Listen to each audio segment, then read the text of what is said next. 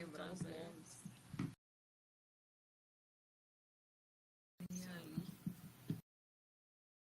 Ao vivo.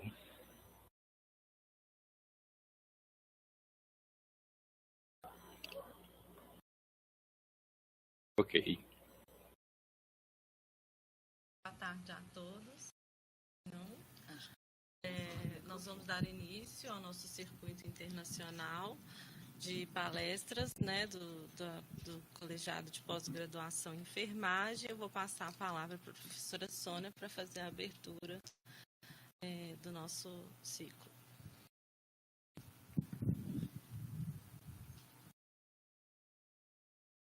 Deixa eu ver se está bem ligado, não está ligado. Oi. Estão me ouvindo, gente?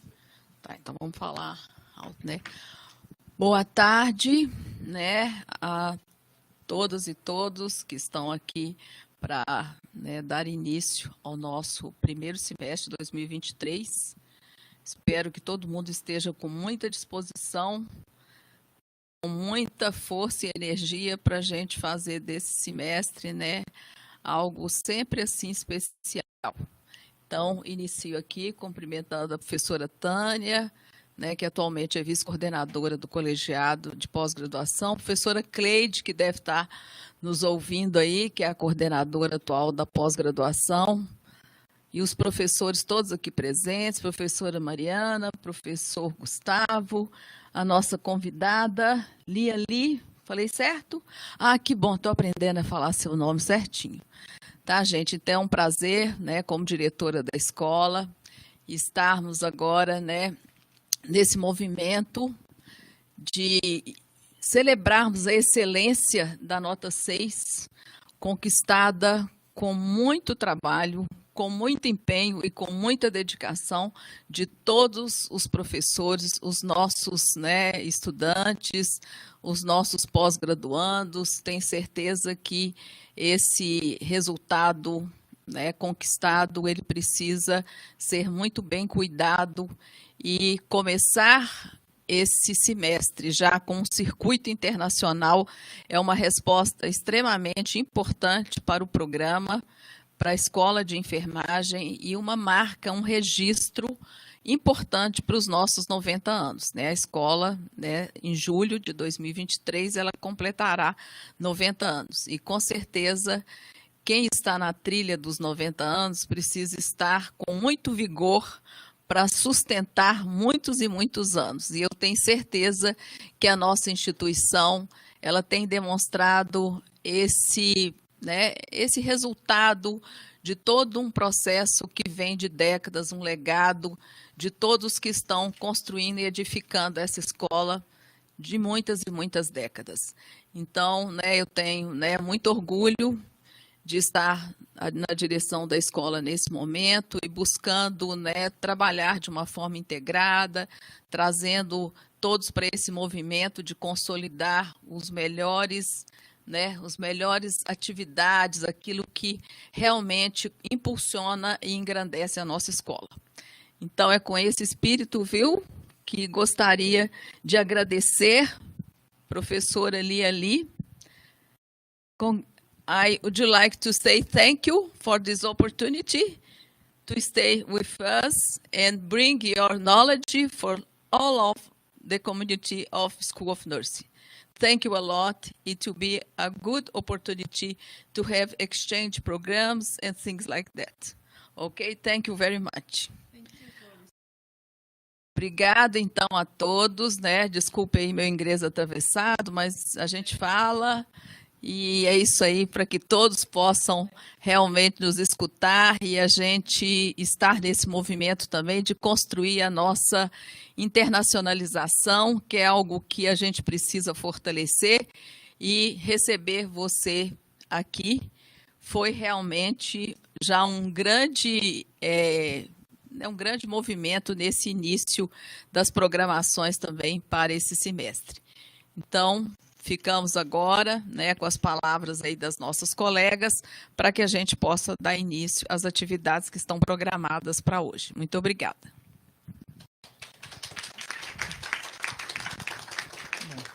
Eu, enquanto subcoordenadora, né, do colegiado de pós-graduação da Escola de Enfermagem da UFMG, também dou as boas-vindas a todos os alunos de mestrado, de doutorado, aos docentes, né, à professora ali, os parabéns ao Gustavo, à Mariana, por estarem, né, colaborando com essa programação. Então, nós pensamos, né, e estamos implementando esse circuito internacional com o objetivo de articular, né, pesquisa, tecnologia, inovação, democracia em saúde e enfermagem. Então, o nosso programa, ele é um programa já antigo na enfermagem no Brasil, né? Ele data de 1994, o nosso mestrado. O nosso doutorado, né, ele iniciou em 2005, né, foi aprovado em 2004, e ele se organiza em torno dessa área de saúde e enfermagem.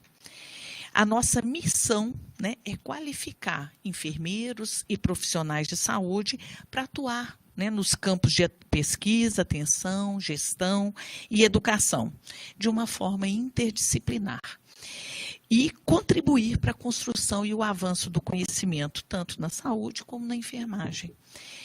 E nós temos a pretensão, né, estamos trabalhando para isso, para ser referência nacional e internacional na produção de conhecimento e na qualificação, tanto de enfermeiros como de profissionais de saúde, para atuar nesses campos de pesquisa, ensino, educação, né, educação, saúde.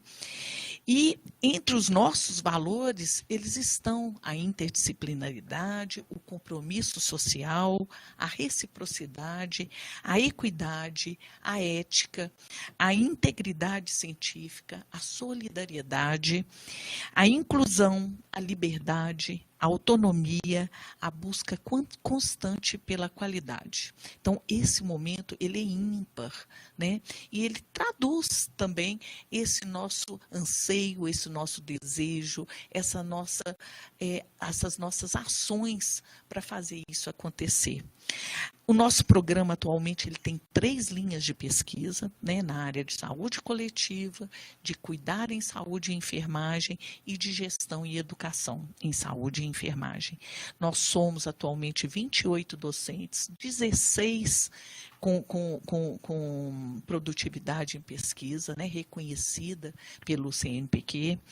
E nesse nosso programa, a gente atualmente tem 57 disciplinas, 40 optativas. Para fazer isso acontecer, não tem sido muito fácil, né? Exige um esforço muito grande de todos nós. E esse momento agora, ele é muito importante para essa nossa projeção, para fazer isso acontecer. E nosso corpo docente, ele é experiente, né? Tanto no que tange a orientação, como em relação à inserção e à projeção nacional e internacional. Mas nós precisamos ficar melhores. Então, a gente persegue, né, esses objetivos, e esses momentos, eles são muito importantes para fazer isso acontecer. Então, o programa, ele tem apresentado planejamento articulado ao plano de desenvolvimento institucional, buscando atender os objetivos institucionais de melhorar os indicadores de inserção internacional, de estimular o estágio pós-doutoral de docentes no exterior e de discentes, de fortalecer parcerias e cooperação internacional, de ampliar a produção intelectual qualificada, de ampliar a integração com outros programas de pós-graduação estrito sensu, de promover maior articulação entre o ensino, a graduação e a pós-graduação, de intensificar a mobilidade acadêmica, resultando em maior reciprocidade, criar estratégias para atrair alunos provenientes de outros países, precisamos trabalhar nisso, intensificar a diversidade sociocultural do corpo discente por meio das ações afirmativas introduzidas no programa de pós-graduação, garantindo sua efetiva implementação, incrementar o número de docentes pesquisadores estrangeiros visitantes como está acontecendo agora, e por isso o nosso agradecimento ao professor Gustavo, à professora Mariana, por fazer esse momento acontecer. Incrementar e consolidar as estratégias, tanto de avaliação como de monitoramento interno do programa. Né? Ele tem sido estimulado, tem avançado, né, na gestão da professora Kênia, do professor Francisco, e a gente vai procurar manter esse monitoramento e seguir com ele. E a gente tem adotado, né, estratégias de ensino inovadores, presenciais, à distância, e desde a criação do programa, a gente tem tido estreita relação com os serviços de ensino, de saúde, do município, da região metropolitana e do interior de Minas Gerais, por meio de parcerias e colaborações interinstitucionais. Nós precisamos incrementar tanto as nossas parcerias nacionais como internacionais. Mas todos contribuem diretamente para a formação dos recursos humanos e para a melhoria dos serviços com impacto social, educacional, sanitário, tecnológico, econômico e profissional.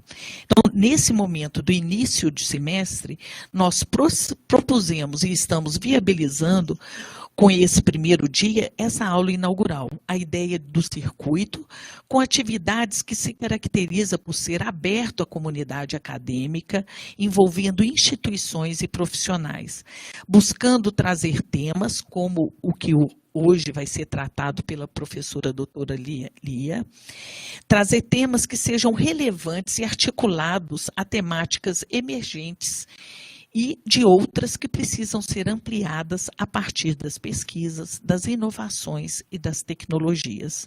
Então, neste ano de comemoração dos 90 anos da Escola de Enfermagem, a contribuição do colegiado de pós-graduação é de colaborar na democratização das ações, especialmente aquelas que envolvem articulações internacionais, e, assim, demonstrar a força e o empenho na internacionalização do programa, oportunizar conhecimentos e experiências entre professores e estudantes, como o desse momento.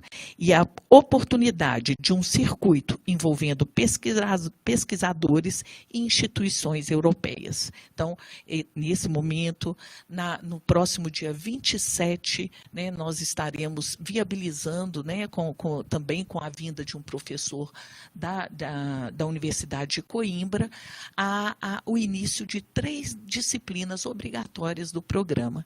Então, sejam todos muito bem-vindos. O meu muito obrigado mantendo a professora Lia por estar aqui conosco, e o nosso desejo de que volte em outras oportunidades. We hope to have you here more and to have a lot of works going on from this time. So, thank you.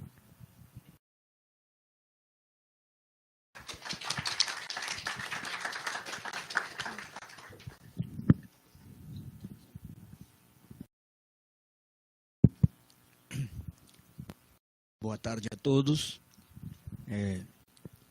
Meus cumprimentos à diretora da Escola de Enfermagem da Universidade Federal de Minas Gerais, a professora Sônia Soares, a coordenadora do colegial de pós-graduação, a professora Tânia, e a professora Cleide, que nesse momento não está por motivos particulares.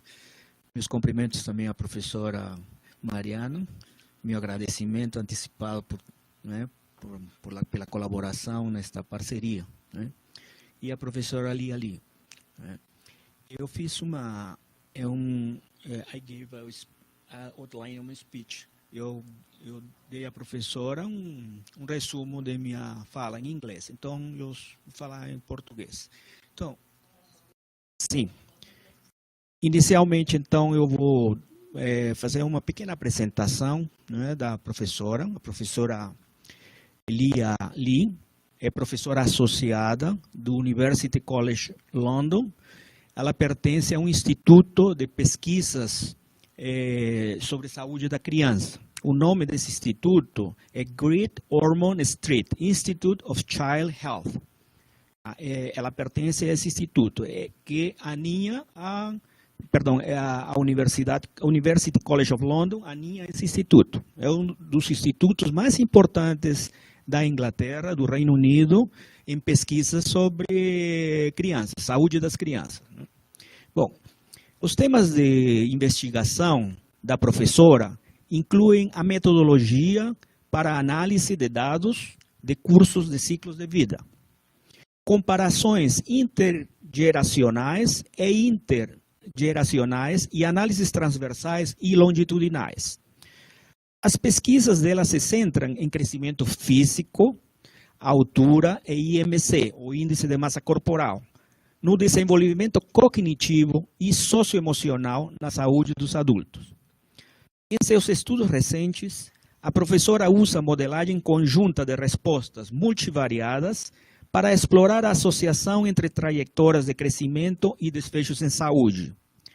Faz estudos de estimação de tendências de fatores de risco de doenças cardiovasculares em adultos e crianças, no Reino Unido e na China. E o impacto das alterações das dimensões corporais, utilizando diversos desenhos de estudos epidemiológicos.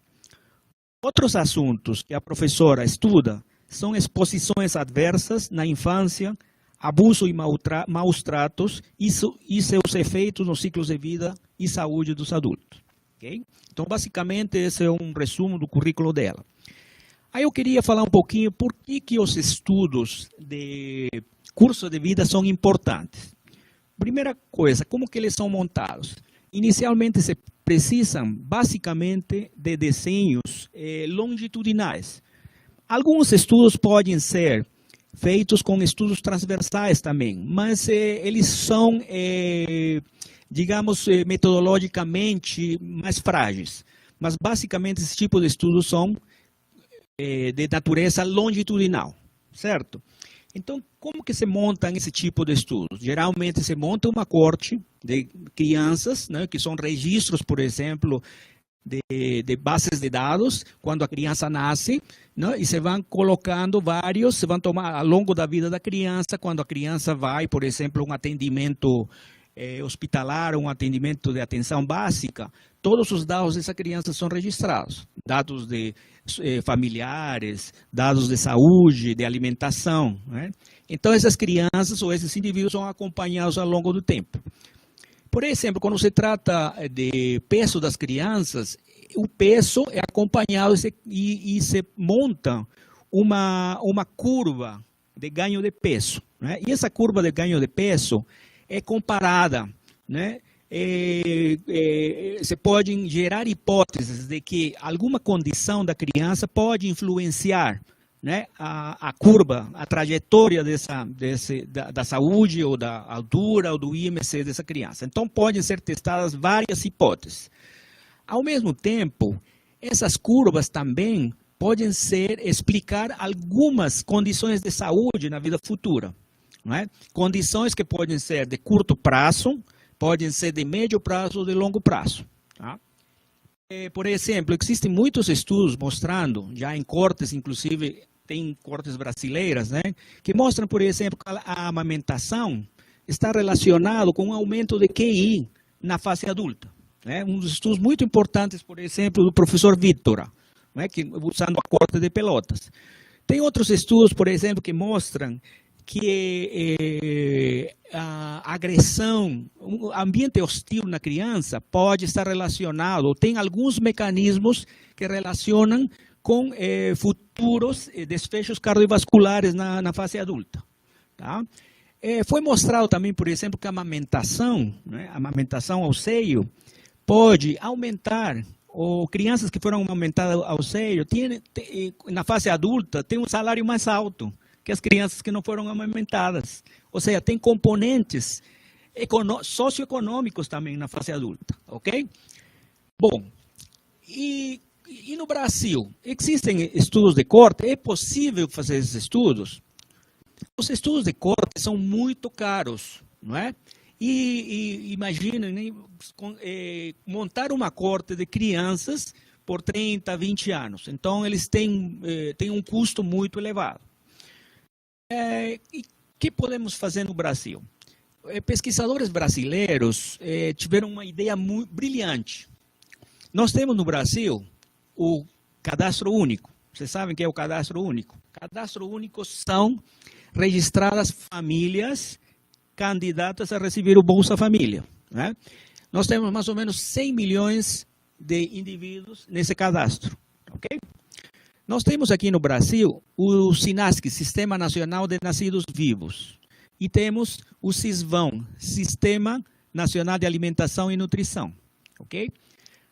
Uma ideia brilhante, pesquisadores brasileiros juntaram essas três bases de dados, né, por meio de relações a partir de um identificador do indivíduo, né? Então, como que foi feito isso? Eu tenho o cadastro único, daí dessas famílias nós temos crianças, que essas crianças são, quando nascem, são registradas no Sistema Nacional de Nascidos Vivos. Depois disso, depois que a criança nasce, na atenção básica, entram ao SISVão, ok? Então, essas bases foram relacionadas. E com isso nós mostramos, foi montada uma corte, e essa corte é denominada a Corte dos 100 milhões. Tá? Nós temos uma colaboração com o SIDAC. O SIDAC é um centro de estudos e vamos dizer, que faz a guarda desses dados. Esses dados são muito, vamos dizer, tem uma força de sigilo muito importante, mas pode ser usado por pesquisadores nacionais, né? Pode ser usado por pesquisadores de qualquer universidade, de qualquer parte do Brasil. Então, nosso grupo forma parte de um convênio, de uma parceria com o SIDAC, e nós temos acesso a esses dados. Então, a partir desses dados, nós estamos fazendo vários estudos sobre obesidade, predição da obesidade, trajetórias de crescimento das crianças brasileiras. Tá? Então, nós convidamos aos membros, aos alunos, estudantes da comunidade, se querem participar conosco, se querem fazer parcerias conosco para fazer esse tipo de estudo. Tá? Por que a professora Lia está aqui? Então, a professora Lia vem ao Brasil por meio de uma parceria que nós iniciamos, na qual uma aluna nossa, do nosso programa, a Carolina Santiago Vieira, foi fazer está aqui conosco, né? Foi fazer ela ganhou por meio do CNPq uma bolsa sanduíche, né? E um dos resultados, ou dos objetivos da tese dela, foi apresentado em um concurso lá no UCL, e essa proposta foi apresentada para a professora Lia e ganhou um prêmio, né? Então, com esse recurso, a professora Lia pode vir aqui ao Brasil. Tá? Então, essa é a explicação, esse é o financiamento que ela recebeu para vir ao Brasil. Bom, e qual a importância desse assunto para a enfermagem? Uma parte do trabalho da enfermagem é realizada na atenção básica, atenção primária. Os enfermeiros lideram o atendimento pré-natal das mães gestantes e, dessa forma, o início de cuidados à população de gestantes desde o pré-natal traz grandes benefícios para a saúde das crianças. No ano 2007, eu escrevi um editorial, 2007, ok? No editorial da revista Mineira de Enfermagem. Está aqui. Eu escrevi no volume 11, número 4 de 2007, editorial da revista Mineira de Enfermagem. Esse editorial foi baseado em que? Em uma declaração conjunta da Sociedade Americana do Coração, do Conselho de Enfermagem Cardiovascular, o Conselho de Epidemiologia e Prevenção e Conselho sobre Nutrição, Atividade Física e Metabolismo. Isso foi publicado na revista Circulation. Eu escrevi nessa época o seguinte: existem numerosas oportunidades de implementação de medidas preventivas das doenças cardiovasculares dos enfermeiros na sua prática clínica e de saúde pública. Os princípios básicos preventivos de doenças cardiovasculares devem ser abordados nas escolas, em crianças e adolescentes, na comunidade e na prestação básica de serviços de saúde. A promoção da saúde cardiovascular deve ser feita com a abordagem de uma equipe interdisciplinar baseada em evidências científicas consolidadas nas últimas 3 décadas e que os enfermeiros continuarão com seu papel central e essencial no desenho e na implementação de estratégias eficazes para a prevenção de doenças cardiovasculares. Esse modelo de atendimento requer prática avançada da enfermagem, com conhecimentos especializados e habilidades para o trabalho em grupo e coordenação nos serviços com profissionais das outras áreas da saúde. Okay? Seria isso. Professor Lia, thank you very much. It's your turn.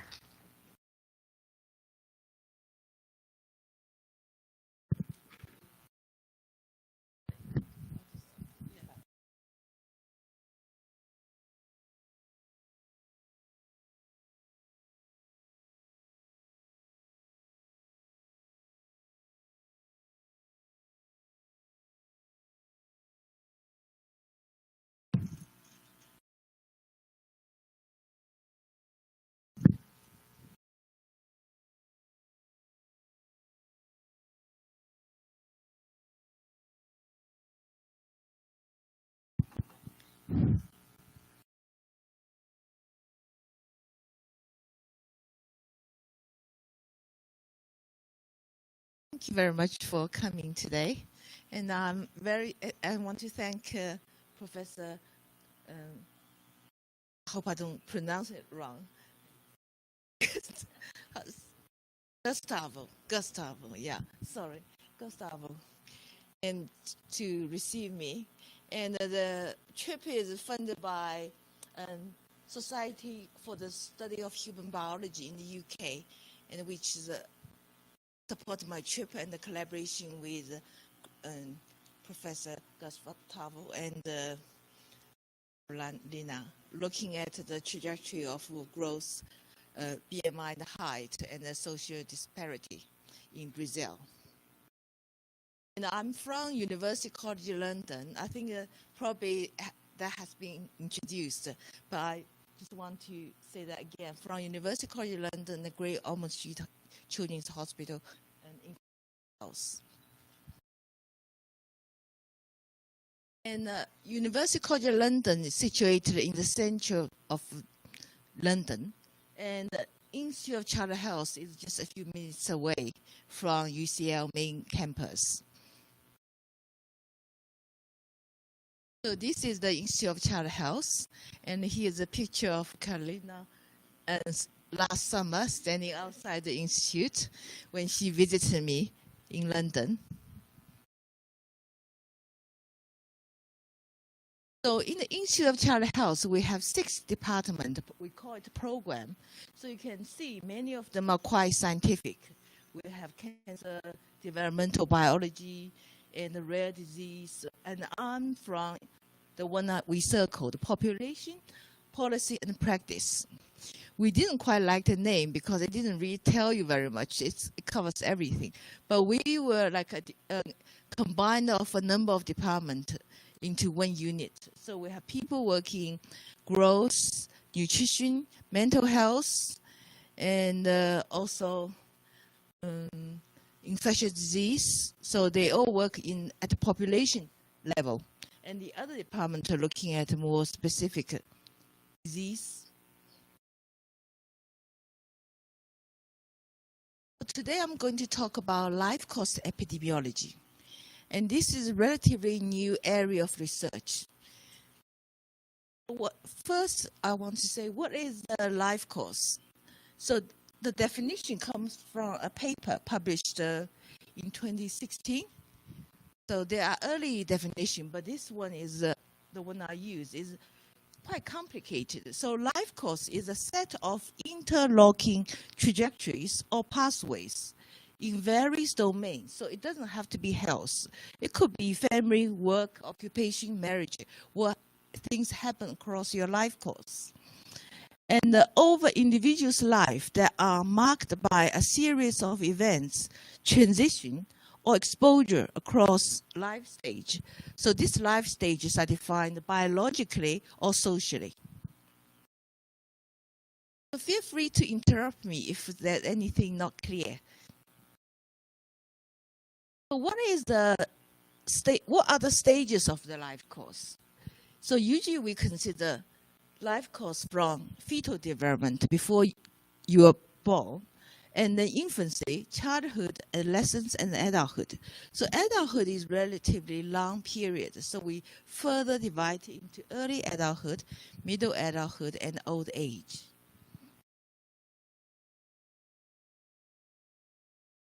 So life course epidemiology first started, the first book were published in 1997, edited by Diane Ku and Yu-Fu Ben Shomo. And Diane Ku was from UCL, and she retired a few years ago. And Yu-Fu was from Bristol University. So this book was a collection of chapters and written by different people. So the definition of life course epidemiology they use in this book is study of biological, behavior, and psychosocial pathways. So we always talk about pathways. Linking exposure. The exposure could be during different period of time. Could be gestation, childhood, adolescence, or adult life. Link this exposure to chronic disease in adulthood. And more recently, people further expand this, not just chronic disease, but that could be other health outcomes, such as health behaviors, mental health, and aging. And people apply this in other areas of research other than health, such as social science and other areas. So this is the first edition published in 1997. And since then, there were a series of books on life course study. And there was a second one is the life course methods. And then we have life course approach to women's health, to mental health, and family matters, and healthy aging most recently. So you can see most people working in this area, they do use the birth cohort study. So when they are following up these birth cohort, you can naturally see they're from middle age chronic disease now because some cohorts are already at old age now. So people are more interested in healthy aging. And I contribute to a chapter to mental health. There was a session on statistical methods in mental health, in life course approach to mental health. So where did the life course epidemiology come from? It originated from fetal origin hypothesis. I don't know if you have heard of that. That was proposed by Professor David Barker from Southampton University. And what the idea is, the hypothesis is undernutrition during critical period of growth and development in utero has a long-term effect on chronic disease risk by programming the structure or function of organ tissues and the body systems. So that started in 1980s. So it's quite early on. And these changes will manifest themselves as a chronic disease risk much later in life. So what they did is actually quite clever, because at that time, most cohorts were relatively young. What they used is they created a historical cohort. So Professor Barker and colleagues from Southampton, they tested the hypothesis by putting together historical cohort. So initially, they traced Singleton boys in East Hertfordshire, which is an area in the UK. And these people were born during 1920s and 30s.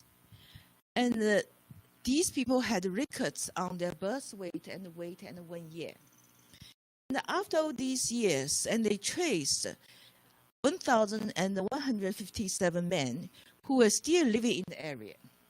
And they interviewed 845 people.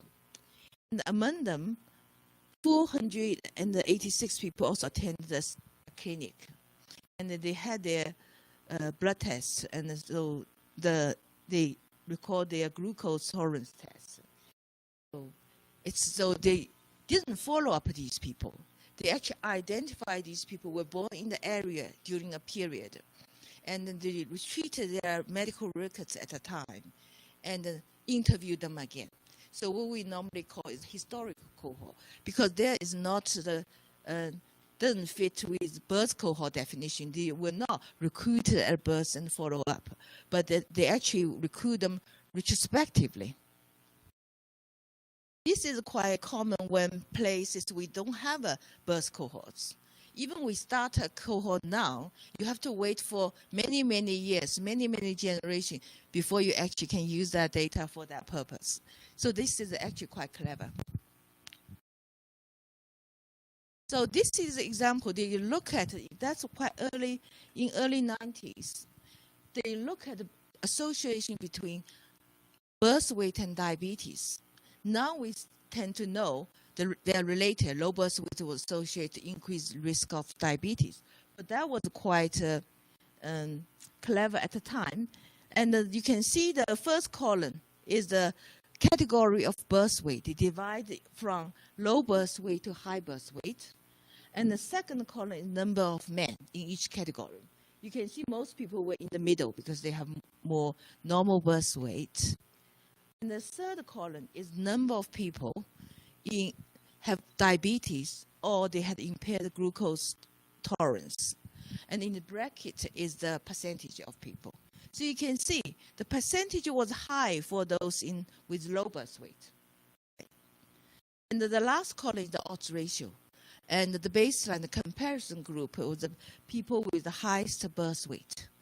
So you can see people in the lowest birth weight, under 2.5 kilo, compared to the top group, the odds ratio was 6.6. The risk was much higher. And you can see there's a clear gradients. So the lower the birth weight was, the risk would be higher for diabetes.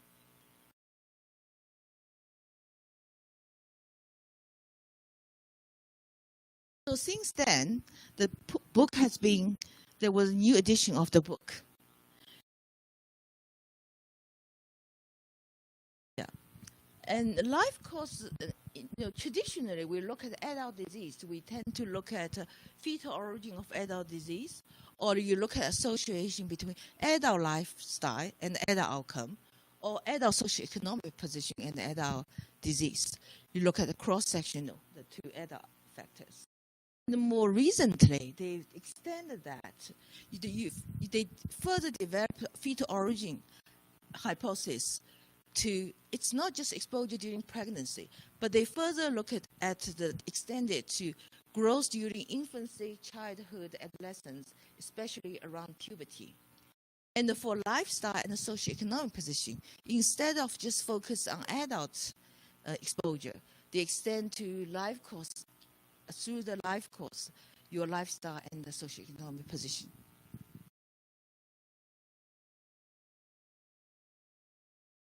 So this example to look at the extension from fetal growth to postnatal growth and the association with hypertension.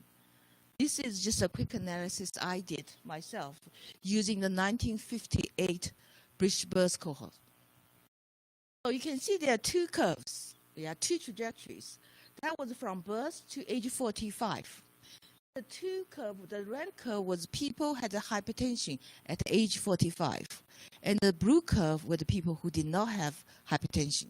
So you can see these two groups, their growth trajectories are completely different. If you only look at the fetal growth, the birth weight, hypertension was associated with low birth weight. Right.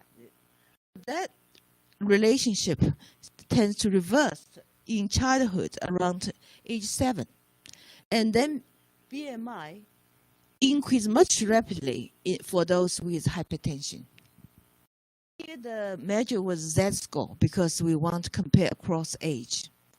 You can see, so it's not just fetal growth is important, and the postnatal rapid growth was actually strongly associated with hypertension. And that difference increases with age. Does that make sense? So that just suggests we have extended the fetal origin further to postnatal growth. So because the data we use is 1958 cohort, so you can see rapid gain happened from birth to a crossover at around 7. For younger generation who experience obesity epidemic at much early age, that reverse usually happen a lot early. So now we focus a lot more on infant rapid growth. 58 cohort because they were born in 1958. So when they were children, we're talking about 1960s when people were relatively thin. That was long before the obesity epidemic. But the pattern you can see very similar.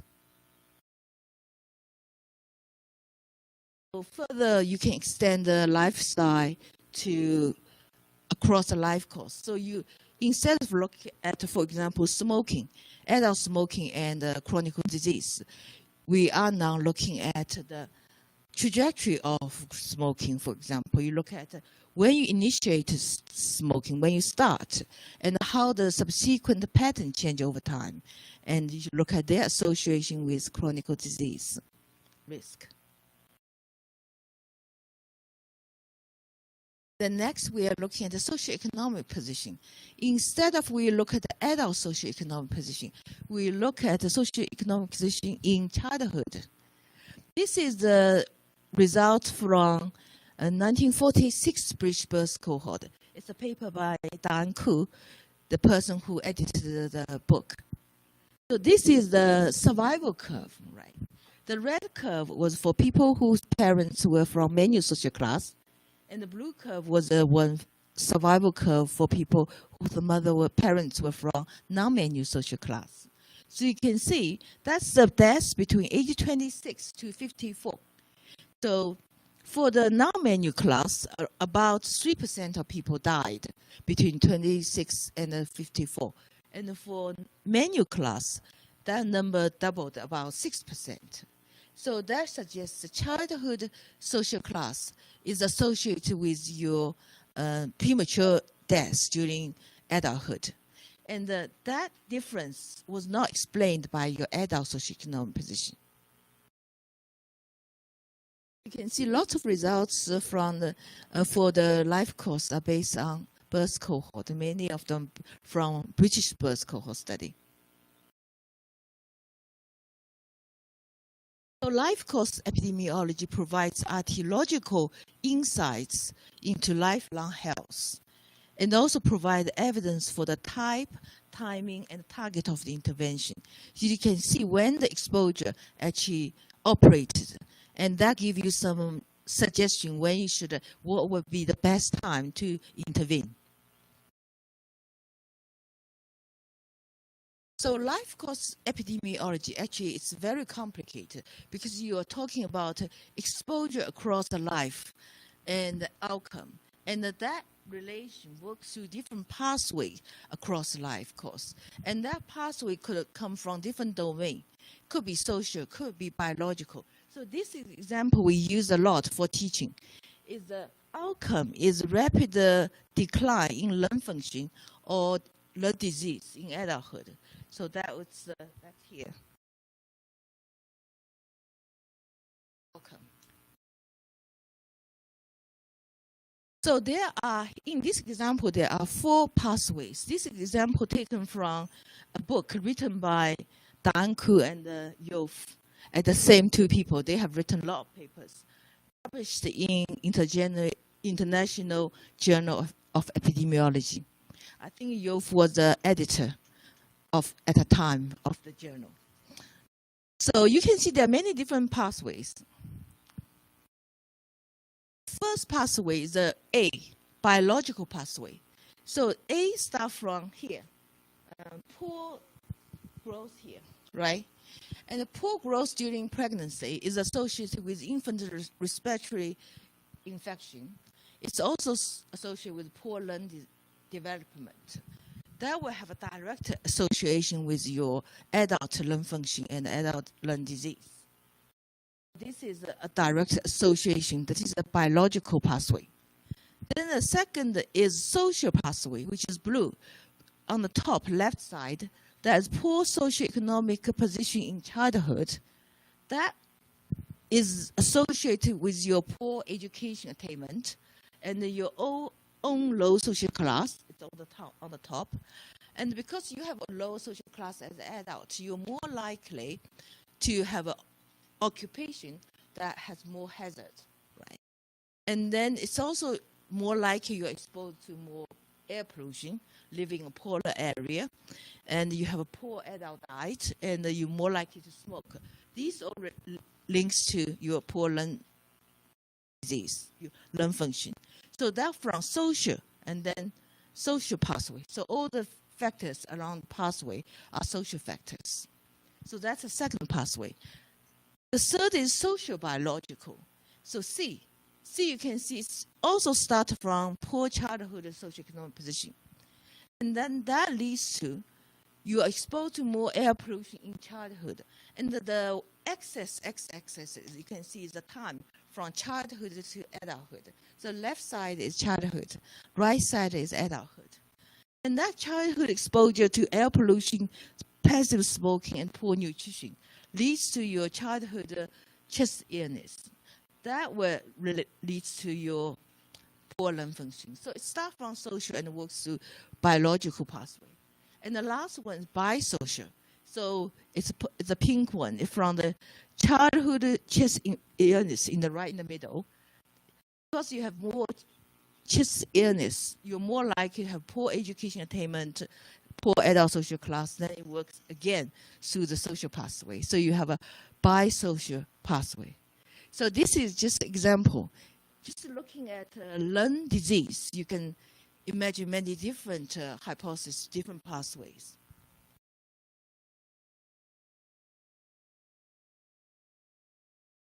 And there are many life course models we use. So, for example, critical period model. I think many of you probably have heard about it. What does that say? That an exposure in early life has lifelong effect on structure of function, which may or may not be modified by later experience. So, for example, A is the exposure. The red, the outcome is the outcome. A is the same exposure. So the exposure happened in a different period. Will operate differently. For example, here, the exposure happened in early life have an effect on outcome. But the same exposure, if it happened at different time, it may not have effect. So what that we call it is critical period, effect of critical period model. Does that make sense?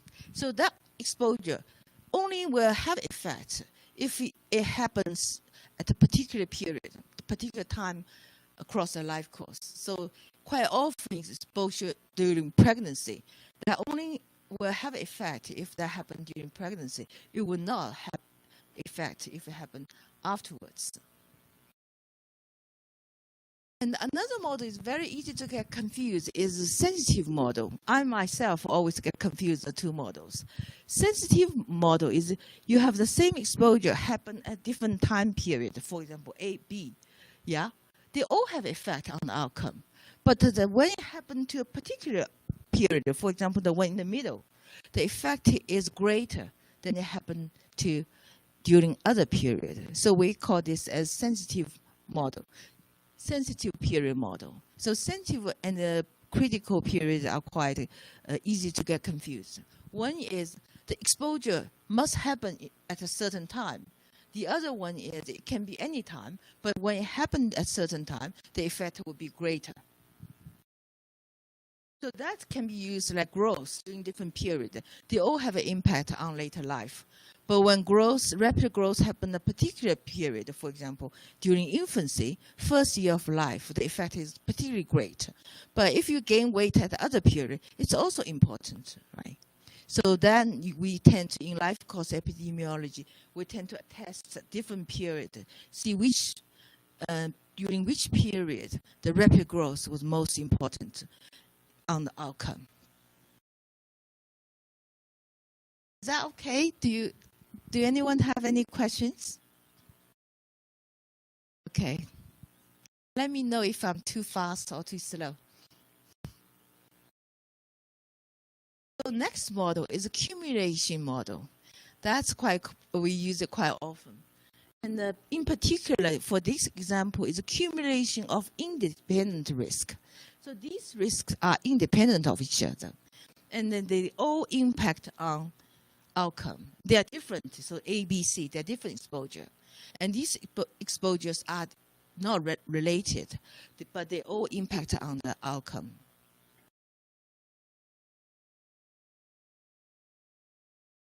And this we call it accumulation of cluster risk.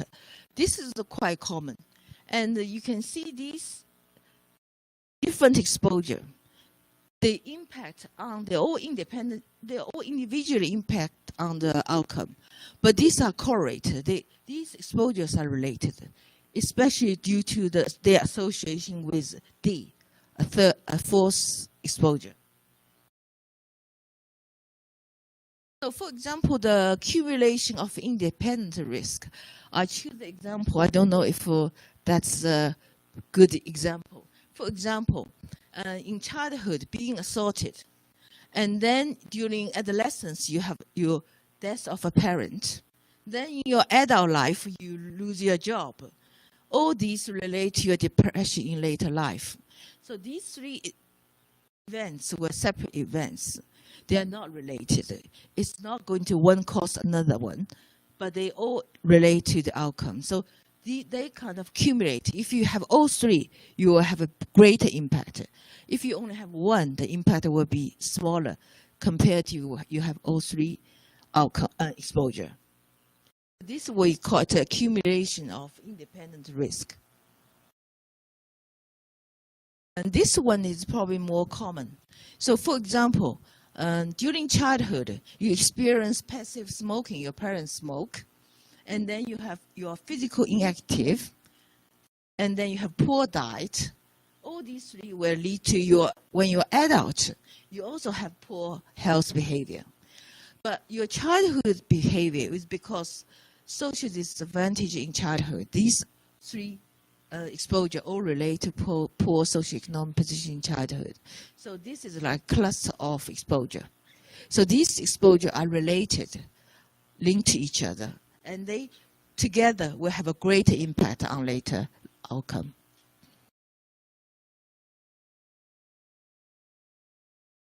And another kind of model we have is chains of risk. So what does that say is A, B, C, three different risk factors. A would lead to B, B would lead to C. But then A, B, C themselves, each of them is associated with the later outcome. So it's a chain of event.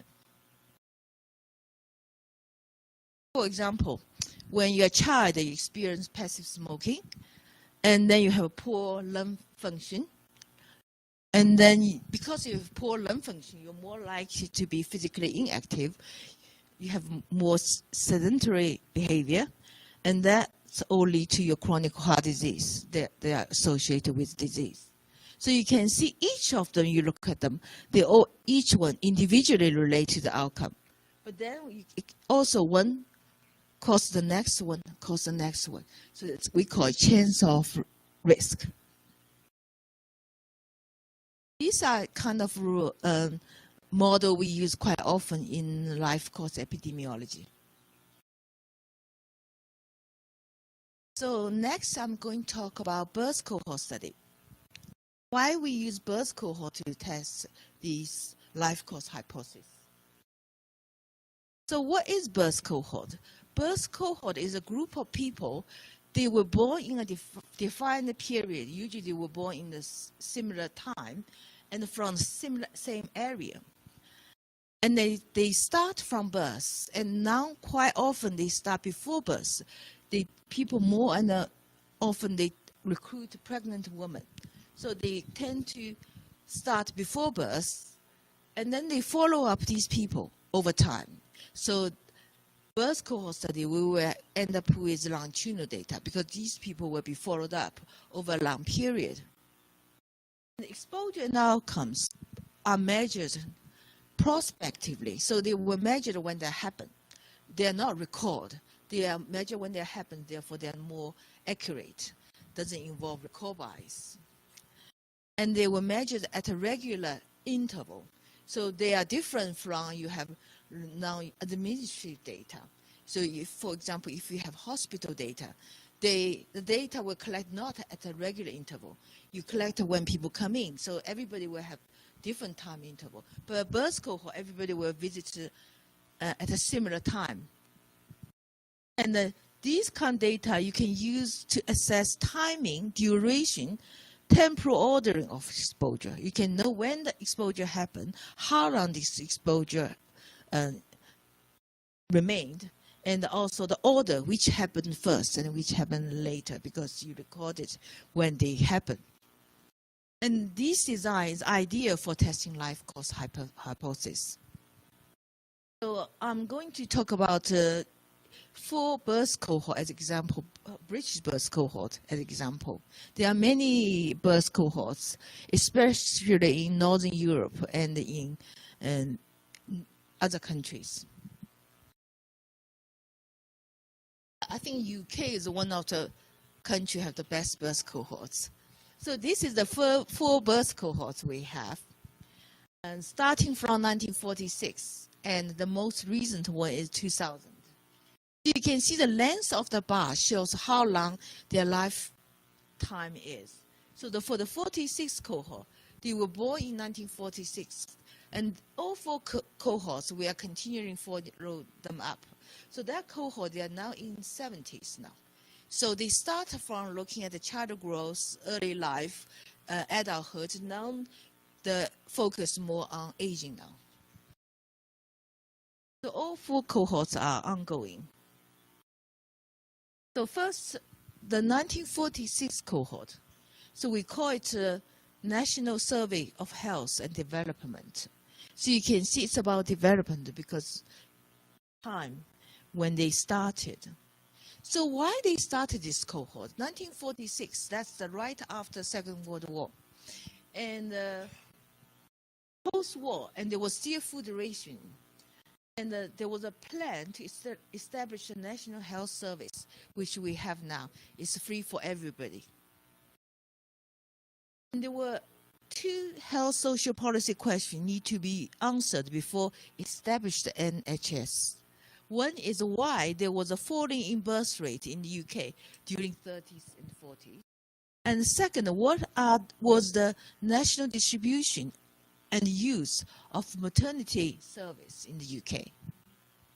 So when they established all these cohorts, less so the recent one, the older cohort, they didn't anticipate they were going to follow this cohort up.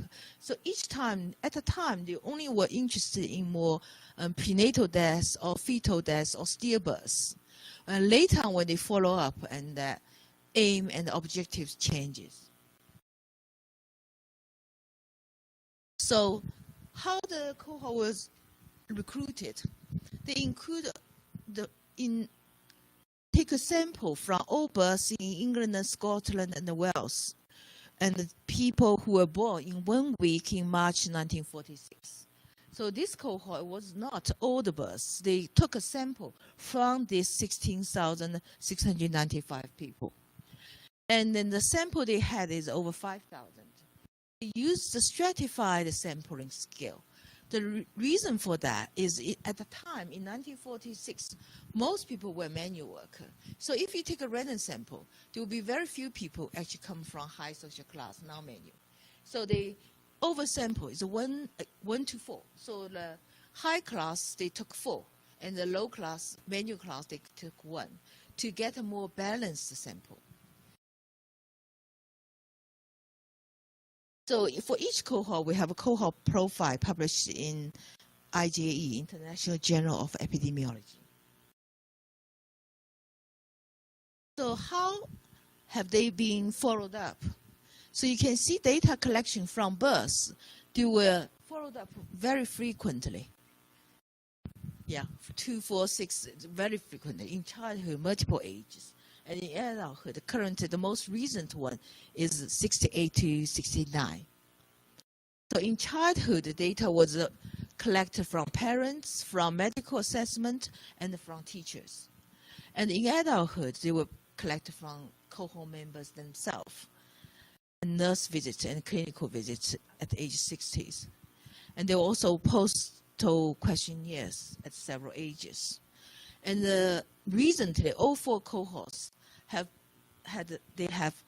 record linkage to their data linkage to their mortality data, ONS mortality data. They were also linked to cancer registry and hospital admission.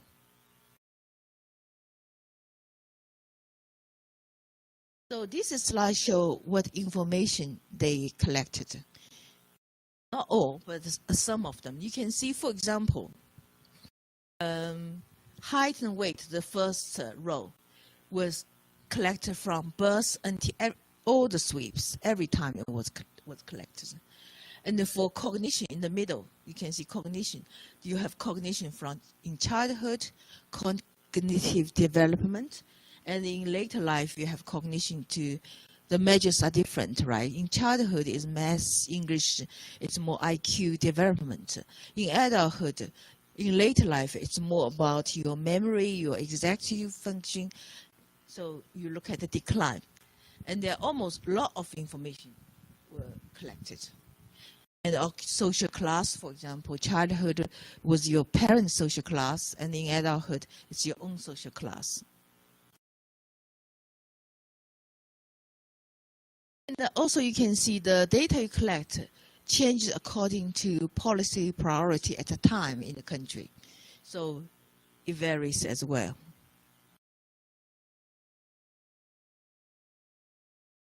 And at age 60 and 64, there were clinical assessments. They collect a lot of detailed clinical data. So this is the follow-up rate. So they start from over 5,000 people. At the moment, the last row, you can see there's still half of the people remain in the cohort after 70 years, so which is quite good.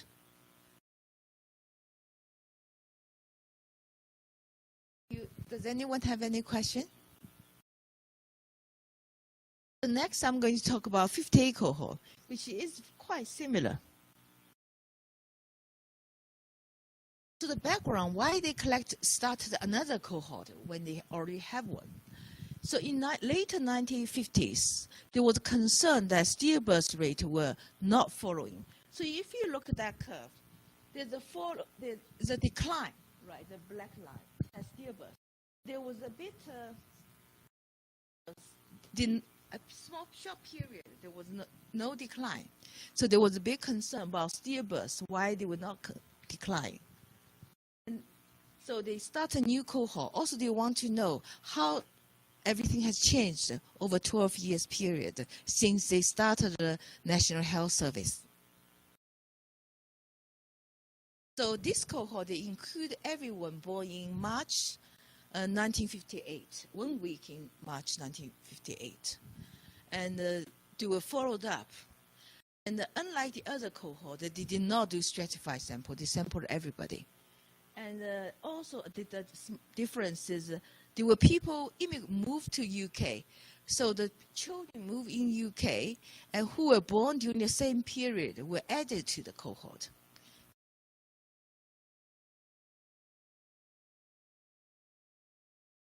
So data collection, you can see it's less frequent, not as frequent, but there are also quite many ages. So in childhood, you have from birth, age 7, 11, 16. And then in adulthood, we have 23, 33, 42, 44, 45, 46, 50, 55. Currently, the field work is, they are doing field work for age 60. So it's similar. Childhood, you have measures questionnaire for interviewed parents and teachers and nurses, and adulthood themselves. There was a biomedical survey at age 45. So biomedical survey was not every survey. We only done that in adulthood. And the 58 cohort also was linked to death, cancer, and hospital admission. And that's very similar to 46 cohort. You can see a wide range of information were collected across the life.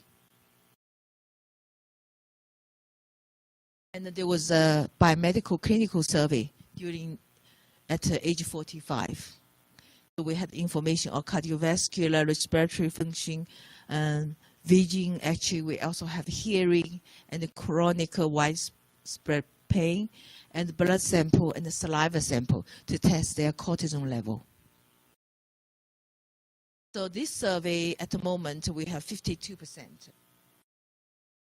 Start from 17,000 to now we have more than half.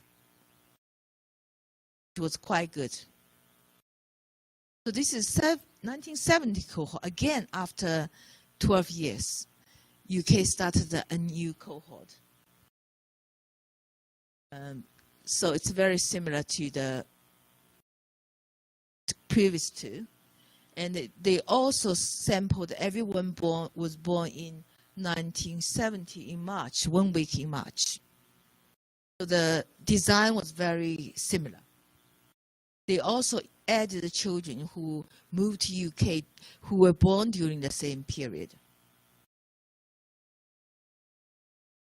And you can see the follow-up age is 5, 10, 16, 26, 30, 34, 38, 42, 46. People might ask why the age was different. Not all the cohort measured at the same time.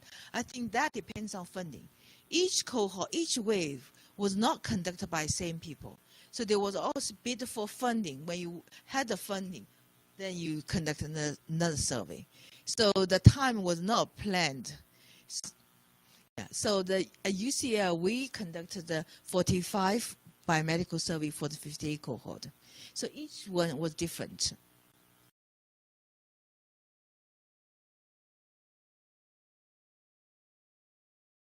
Yeah.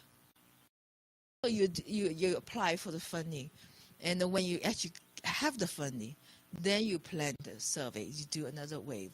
So you can see the first cohort was MRC Medical Research Council funded cohort. They always funded the whole unit, so they always tend to have regular follow-up.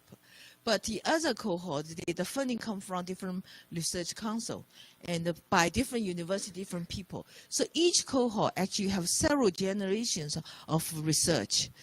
So Diane Koo was the 46th cohort, was not the first one. They were people before her established the cohort. And then people retired and other people took on. And as for the other cohorts, they could be people from different universities. So they are not entirely similar.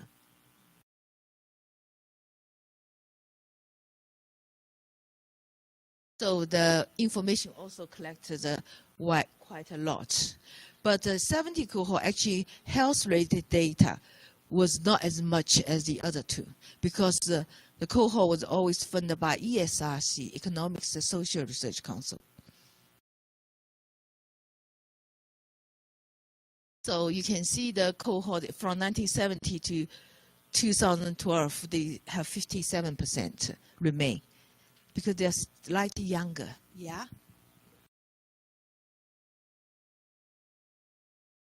Didn't lose more. 57.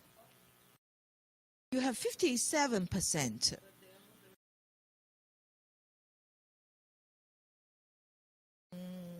I can't remember. So 42, you have 57. That 150 is 55, yeah.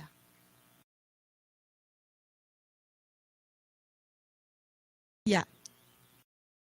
Because in the UK, these data were held by Center for Longitudinal Study. There were the office people. They will contact these people each year, send them birthday card and make sure they know where they are to try to maintain the contact. So yeah, it is actually very costly to keep in touch for these people. For the 46th cohort, they actually had a party for their 70th birthday. Invite them to the party.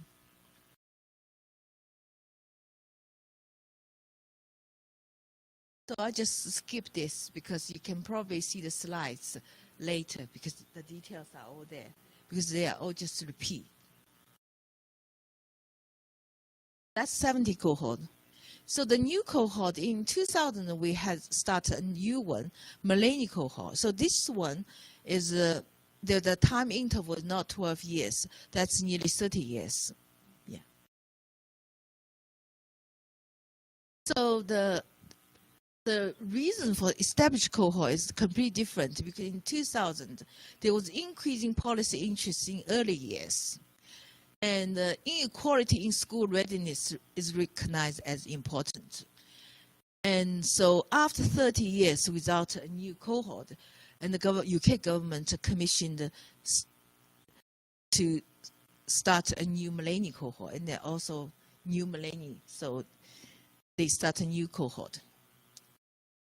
And so the cohort include people who were born between September 1st, 2000 to August 31st, 2001.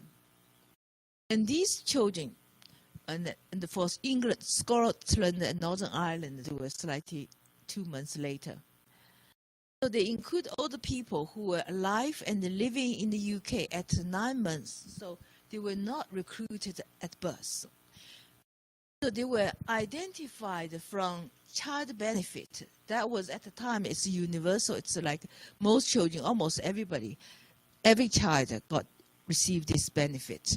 So they identify children from the benefit system. So they were not recruited at birth. So compared to the other cohort, they did not have this detailed prenatal information during pregnancy. And if for the information there is, they were recorded by the mother. It's reported. So they also oversampled the children from more disadvantaged poorer area and oversampled children from ethnic minority. And so they include about more than 18,000 children.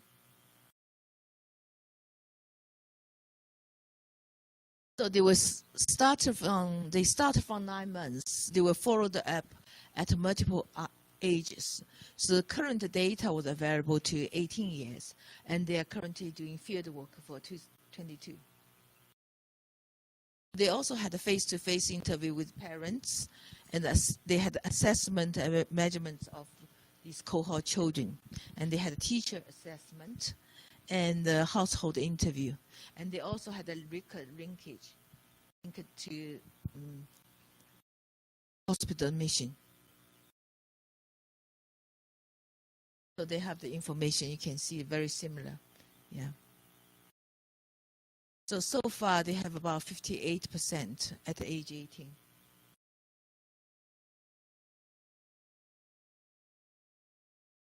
So what's the value of birth cohort in life course study? First, these cohorts are all nationally representative, right? And their relatively high participation rate, they were maintained. And they collect a wide range of social biomedical measures from birth until later age. And they were all prospectively collected, mostly. But it's multidisciplinary. It's not only you can study health. You can study their education, their household income, a range of things. And you have repeat measures of exposure. So you can not only look at the exposure at the time, you can look at how the exposure change over time. And you can also look at the accumulation of the exposure from different age. And their association with outcome. Because the outcomes are also repeated measured. So you not only look at the outcome disease endpoint, you can look at the development or change of the disease over time. And the cohort study in general, it's useful when you conduct a randomized control trial. It's not ethical. So for example, you want to look at maternal smoking and the outcome. You cannot randomize people, pregnant women, put them into group. One group ask them to smoke, one group no. So because this is unethical, so cohort study allows you to look at the exposure, which you won't be able to do this in randomized control trial. So it's ideal design for testing life course hypothesis. Okay, do you have any questions? So the challenge conducting a cohort study, it is very challenging. First is recruitment and the retention, to keep these people in the cohort, especially over a very long time period. So it's time consuming and it's very expensive to follow up these people. So it's an investment into the data resource, the source. And the changing context. So the birth cohort are framed within a specific context at a time. So that changes over time, right? And the changing technology and scientific priorities. So changing technology, for example, you measure blood pressure over time. The device changed. Many years ago, you used the manual one, and now you have Omron and different device. These different devices will measure the measurement will be very different. So you require standardizing these from different devices. And also scientific priorities, like one cohort at a time, the focus might be something, and another cohort might be, for example, more recently, you have more focus on obesity-related outcome, which you wouldn't have that decades ago. So that changed over time. And another thing is, like you all see the follow-up, there's loss in follow-up. That creates attrition, we call it. So the people who remain in the cohort, compared to people who are lost, they're different. So they are different with respect to their exposure and their outcome, and also their relationship between exposure and outcome. So that requires statistical methods, right? So initially, when you conduct a cohort study, you must make every effort to try not to lose them. But once they are lost, then you have to save this by using more complicated statistical methods. And so because these people who are lost usually are different. Either if they're dead, they will be different, or people have lower cognition or low social class, they're more likely to be lost during follow-up. Another thing is cohort study is not suitable for studying rare disease because it comes from a healthy population. So rare disease in this cohort are very rare. You wouldn't have enough number. You probably need a case control study. And also, you need to maintain the long-term funding. If you don't have funding, you can't conduct another survey.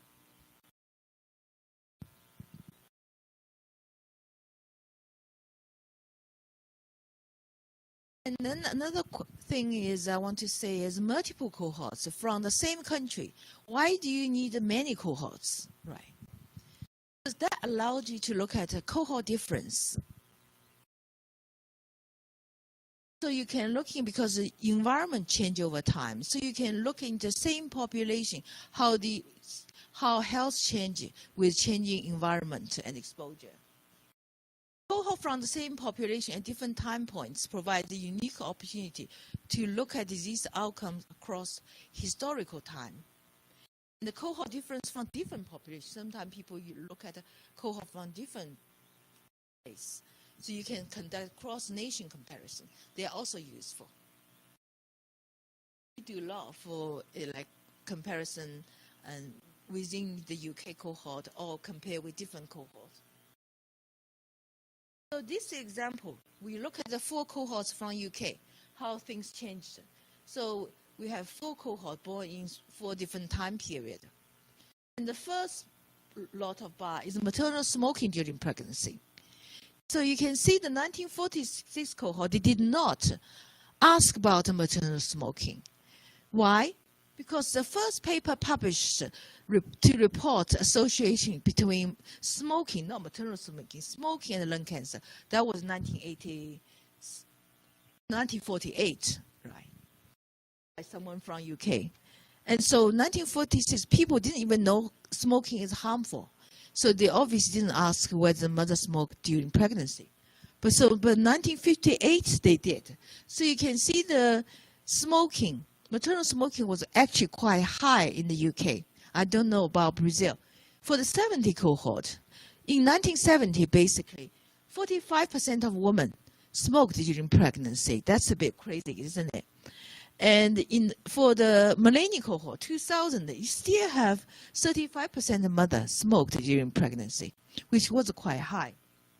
And the second, so that shows you how these change over time in the same population, in the same country. And the second, measles by age 10 and 11. So you can see the first two cohorts who were born in 46 and 58, almost everybody, like 90% children, had a measles by age 10. And the millennial cohort, there was only 10% of it. That's because the vaccine, isn't it? And then living with spouse, living with a partner. In the 46 cohort, in early 40s, 80% of people live with a partner. And in the 70 cohort, that number reduced to less than 60%. So it changed over time. And has a degree, the last bit part, increased over time. So for the older cohort, the 46 cohort, less than 10% had a degree. And for the people who were born in 70s, that was 25%. Now it's probably much higher. So the cohort, you conduct cohort study in the population over different time points. It really tells you a lot.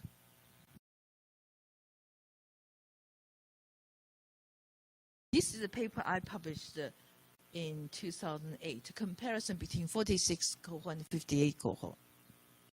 This we actually use a linear spline model. So this is height between two cohorts who were born only 12 years apart. So you can see the height for men. There was small difference. The younger cohort was slightly taller, but the difference was greatest around the adolescents, around 15 and 16, and then the further narrowed. What that suggests is between that 12 years, obviously early nutrition has improved. So for height, the determinant is nutrition in early life. So they will have a more rapid growth in early childhood.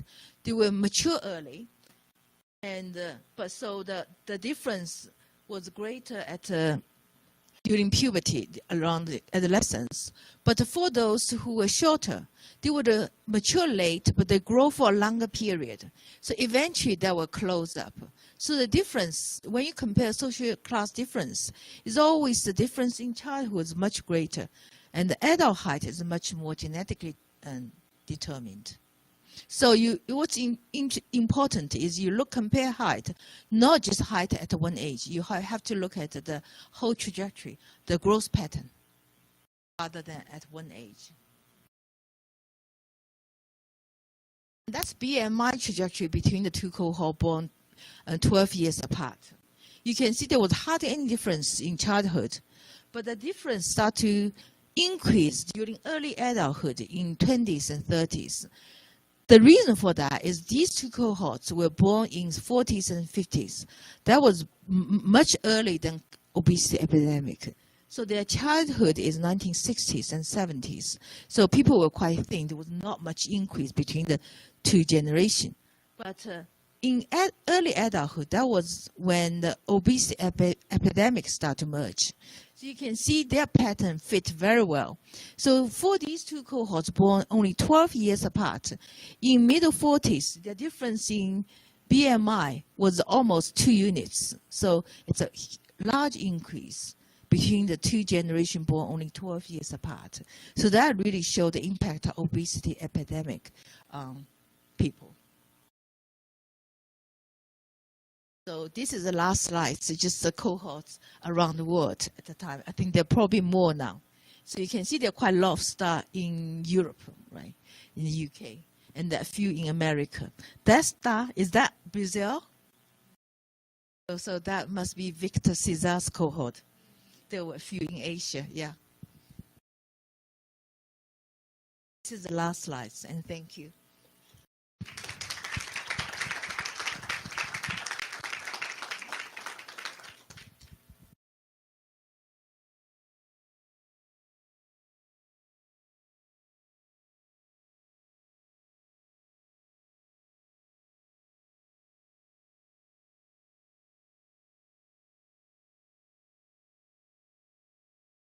Podemos abrir para algumas perguntas, se alguém tiver interesse de fazer. Acho que podemos fazer umas 3 perguntas. Professor Lia, do you think the difference in hate in the two cohorts 1946 and 1958, the difference in hate, this difference is real? Do you think? Yeah. Because at the 15 years, there is a difference, a big difference. A los 15 años. So at the 15 year, yes, but at the 15, when people are 15, there is a big difference. And then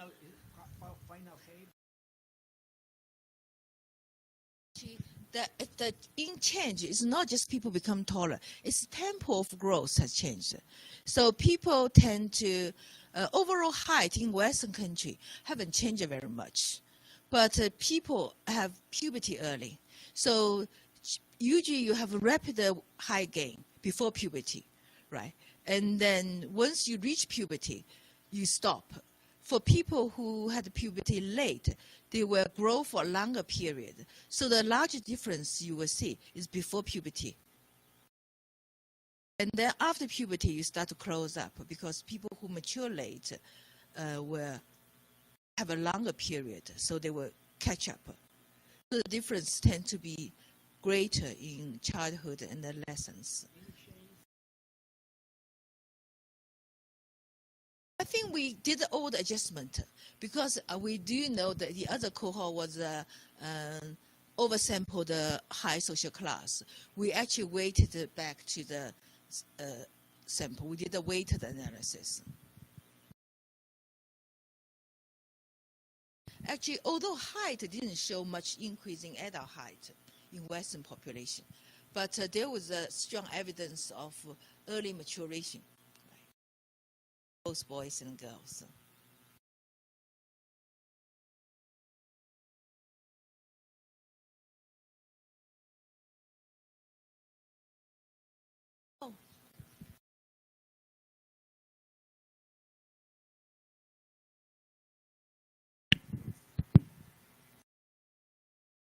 Celia, thank you for your presentation. I was very impressed with all these data. And I have a question regarding the periods you analyzed because they're all very different and they have differences in losses to follow up and obviously selection bias. And what methods do you generally use to deal with those selection bias if they're present?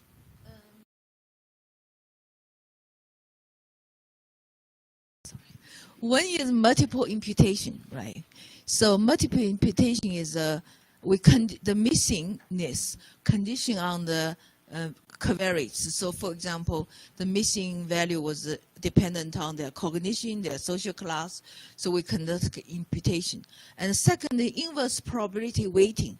So we compare the sample we end up with the original sample using some baseline variables and try to weigh this sample back to the cohort original. We did a theoretical statistical paper published a few years ago using the combination of the two.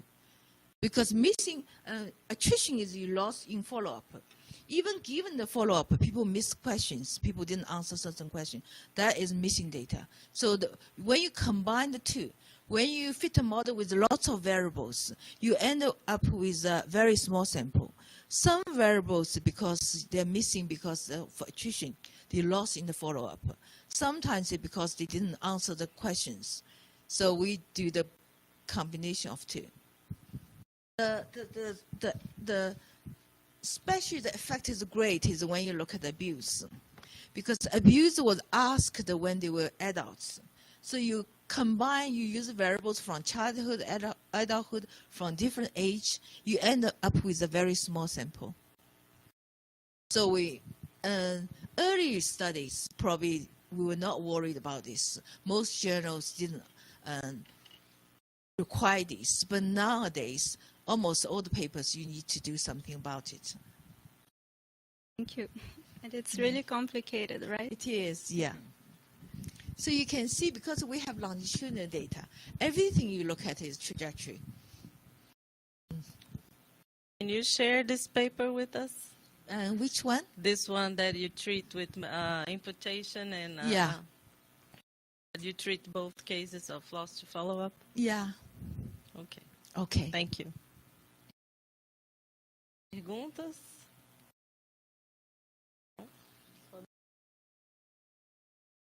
Okay, thank you very much. Thank you. Thank you very much for coming.